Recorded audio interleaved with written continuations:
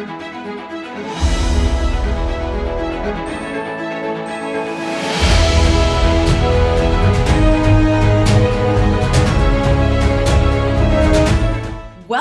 to Politics NY's newest video interview series, In the Community With, sponsored by AARP. And today we'll be in the community with Council Member Pierina Sanchez. Thank you so much for being with us here today. Council Member Sanchez represents Council District 14, which includes the neighborhoods of Kingsbridge, Fordham, University Heights, Mount Eden, and Mount Hope. Amazing. Welcome, Council Member. Thank you so much for having me. My pleasure, my pleasure. So we have a few great questions for you. And I want to kick it off with, what is one of your accomplishments from the last year that you are most proud of? Yeah, absolutely.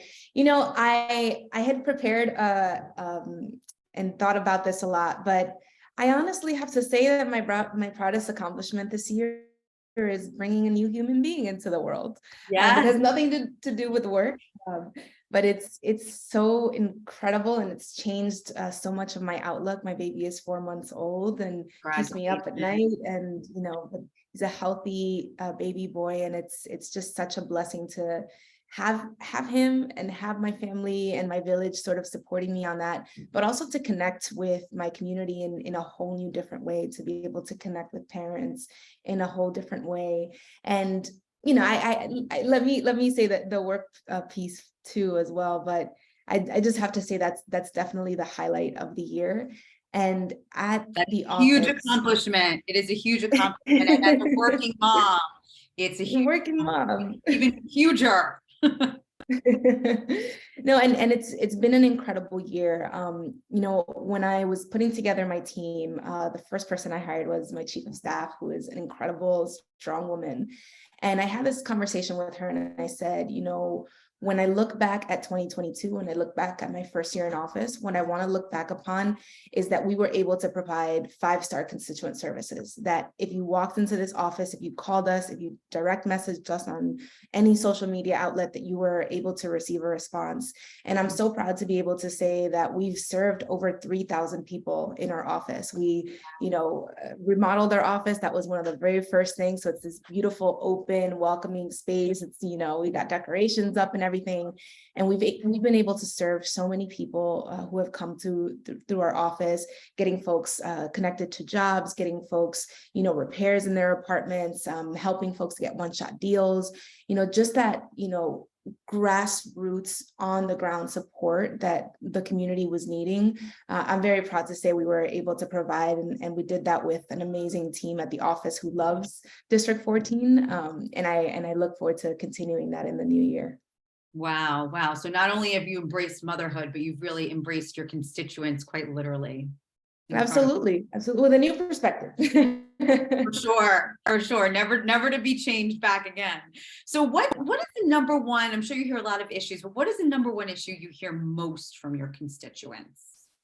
Yeah, absolutely. It continues to be affordable housing and housing quality issues. I mean, I would say of those 3,000 people that have come through our doors, you know, some 60 or 70% have as their primary concerns something related to housing. Can you help me apply for the lottery? I really need to get out of my unit. It's in horrible condition. Can you help me talk to my landlord? They're not listening to me. 311 is not responding to our complaint. So it's really been around housing. And in that way, you know, I feel really lucky that the Speaker of the New York City Council named me the chair of housing and buildings, because I think there's such a power there that a community that struggles so much with housing, you know, where 70% of our residents are rent burdened. You know, they're paying more than 30% of their income in housing, and they have all these sort of layering issues on top of that. A community like that is who has as their representative the chair of housing and buildings, right? And so to be able to connect the dots there, you know, last week we had a really big hearing at the city council on code enforcement, and we uncovered that, you know, New York City, yes, has some of the best code enforcement laws on the books. We have some of the best regulations on the books. We also have some of the the toughest programs to deal with code issues across the city of New York. And that's great. That's wonderful to know. But what we're also seeing is that we're not using those programs to the extent that we should, right? So 311 complaints are going unanswered. You also have the situation where New York City, if there's an emergency condition in an apartment, New York City goes in and repairs the unit. And that's supposed to be a disincentive to the landlord, because if the city goes in and repairs something in your building, then you're going to get charged not only with the cost of the repair, but the cost of program administration. So it's way more expensive than what you could do on your own. And what we're seeing is that the city of New York is not recovering the fees associated with that emergency repair work. So you have landlords across the city of New York that are not maintaining their buildings, that are getting 311 complaints all of the time on their properties. And then they're having the audacity to use the city as their handyman. No, I'm not going to do anything. I'm just going to have the city come and do it. And then the city's not collecting. And so, having the community that is facing this in one of the harshest ways be able to then, have me and have my colleagues call attention to the city and to the ways that the city is not doing the best that it can do, I think is a really powerful thing. And, of course, puts all the pressure on me and on the council to follow up with what we're seeing and make sure that, we improve the way that the city does this work and protects tenants. Wow, you're really on the front lines there. So, maybe this kind of parlays into the next question, but what is your top goal for your community in 2023? Yeah, I think, I want to continue that baseline of just serving the community. We've done so many cool events as well, like welcoming folks into the office, partnering up or joining food distributions with civic engagement and civic education, big events with, 1,000 people coming out on a weekend to some of our parks. So I definitely want, that to remain the foundation so that our community, which hasn't really seen this in the past, hasn't seen the level of engagement and access to government in the past, just continuing to make that a reality for them. I want to make sure to do that. But then, I have my baby. My baby's going to be a little bit bigger, a little bit more self-sufficient. So I'm technically still on maternity leave. But when I do find that good childcare option, which is such a problem for so many new parents, really refocusing and hitting hard our legislative agenda. So I've introduced something about a dozen bills in the city council, and then it's about passage and it's about enforcement of those, right? So it's one thing to introduce legislation and to say this needs to happen. It's another thing to use the power of the council to pass this legislation. And so that has to do with housing quality standards. That has to do with timeliness of inspections and repairs.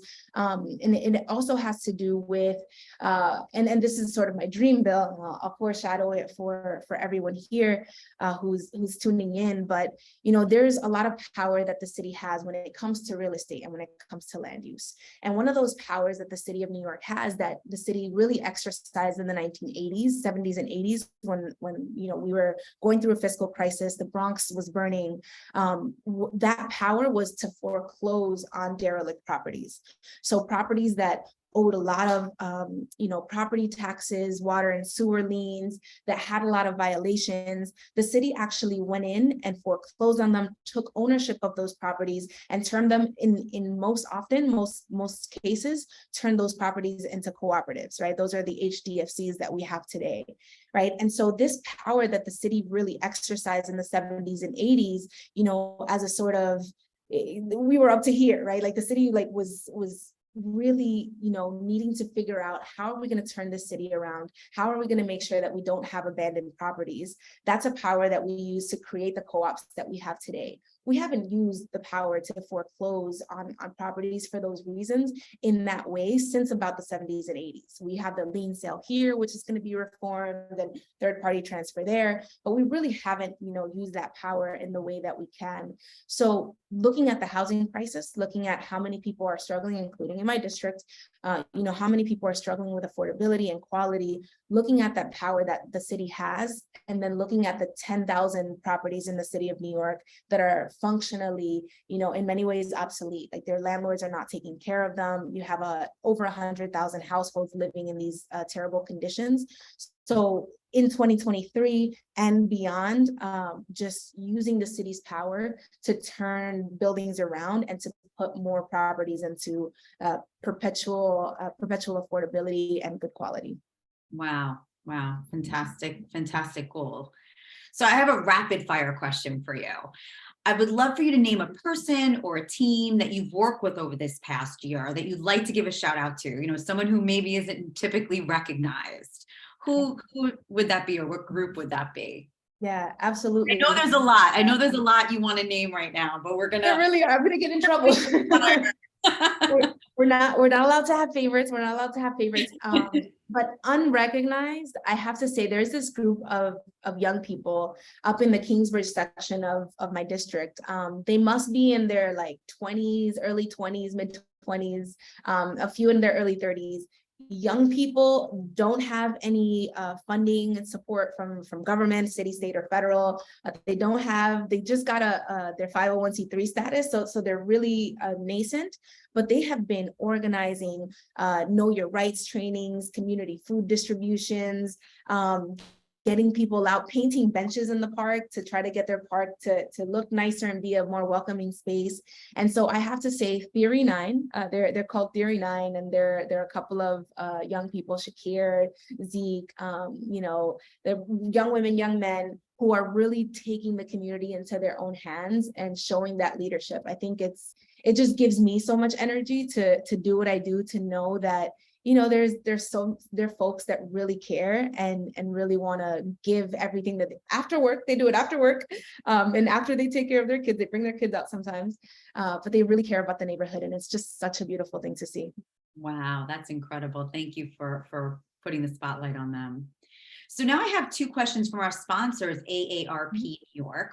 And they want to know, the city's Department of Aging, which supports a wide range of programs designed for older residents, receives approximately 0.05% of the budget, despite the fact that 20% of city residents are over the age of 65. So what will you prioritize in the next New York City budget to ensure more resources go to this population? And in what kind of programs will you increase investments? Yeah, absolutely. So I am blessed to have incredible colleagues in the city council, Council Member Hudson, who chairs the aging committee. We were able to partner earlier this year on a hearing on housing and senior housing, right? Seniors and housing, senior housing. And during that hearing, we uncovered a lot of issues, namely, we put a number on it. Yes, 0.05% of the budget for one of the fastest growing populations in the city of New York. There's going to be more seniors in the city of New York than there are school children, right? And so I think there's a couple of things that I want to make sure to lend my support and make sure happen for our seniors. One is increasing the budget, but specifically, we have naturally occurring retirement communities throughout the city of New York, both at the neighborhood scale and at the building scale. These are not seeing the investments in support services and sort of wraparound services that our seniors might need. So a greater investment in our NORCs, our naturally occurring retirement communities.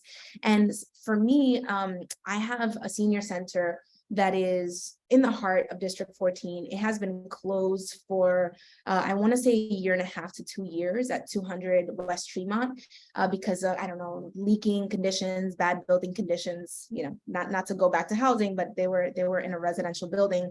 And they have been closed. And that has just been a gaping hole for our seniors who have gone to other senior centers if they can, if their mobility allows them. And so I think, investing in our NORCs has, as a part of that, making sure that we're opening up community centers, that we have an equitable distribution of community centers, and that those senior community centers are also able to provide the services that our seniors need, right? And so that's programming, field trips, things like that. But I think it's certainly investment in NORCs, and it's investments into the programming at these centers. Fantastic. And I wanted to turn to ageism, because ageism does permeate all aspects of life for New York residents, from ageism in the workplace, how we design streets and public transportation, to how services are promoted and accessed, to build environment, and more. So what is one ageism issue that has an impact on your community, and how would you address it? Yeah. I've thought about this a lot as well, and I have to go back to the digital divide, right? So there's a digital divide that affects low-income communities, right? And that is in terms of the bandwidths that we have in the internet connections that our communities have, investments that we see from telecom companies. But I also think just specifically when it comes to our seniors, there's a lot of assumptions that are made about what they can and cannot do, they can and cannot access. And so I think that that piece about investing in digital literacy, pushing telecom companies and using the city's power of franchises, the franchise agreements that we have with, for example, cable companies, using that leverage to deliver better digital literacy and digital access to our seniors is going to be top of the list for me. Yes, that is certainly critical. Well, thank you so much. I know that you are so busy, and taking time out of your maternity leave to talk with us. I truly appreciate it. So thank you, Council Member Sanchez, and keep on doing all the great work you're doing. And we appreciate your time. So enjoy new motherhood, and we'll look forward to your full-on return after your maternity leave. Thank you so much. And you will probably meet the baby soon. But thank you so much for this. I love it.